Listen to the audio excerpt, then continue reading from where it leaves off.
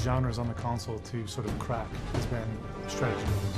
People were making games that both ran on the PC and ran on a console. They weren't taking advantage of the controller, they weren't taking advantage of the screen, the television. All right, we're going to rework this, and we're not going to build a game that can work on both, and we're not going to do that. We're building a game for the console, and we said, let's start from the beginning.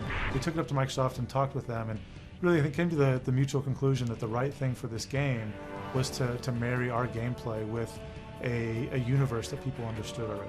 When we were told that Halo was available, we had to learn a lot more about the Halo universe. And who doesn't want to work with the Halo franchise? And taking those characters, that world, and putting our gameplay with it was sort of a perfect marriage. During that time we found out that Halo itself started out as an RTS game, which of course was kind of interesting.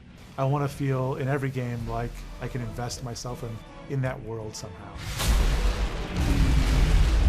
We realized very early on that the one thing we had to get right was the controls. One of the biggest concerns I know that's out there on the internet is, well, how can a strategy game exist without a mouse and a keyboard? We're going to have to figure out a way to get the same gameplay on a console controller, and I think we've done that in Halo Wars. One common thread is each time we went back and sort of rethought about controls, they got simpler. What are the basic fundamentals that are fun about RTS?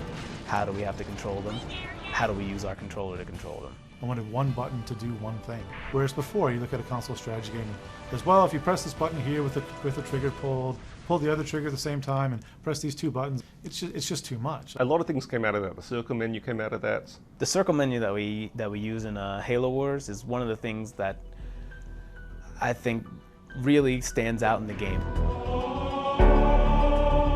It uses what we call the rule of 8. If you click on a building, you see the circle menu pop up, and there's 8 choices there that you can pick from. And being, the 12 o'clock versus the 3 o'clock, and the, sort of in between the 1 and 2, and all the way around. It was really simple to press A, push the left stick, and press A again. You could do things just as fast as you could on a PC. After you start to play, you'll realize that your thumbs just do the right thing.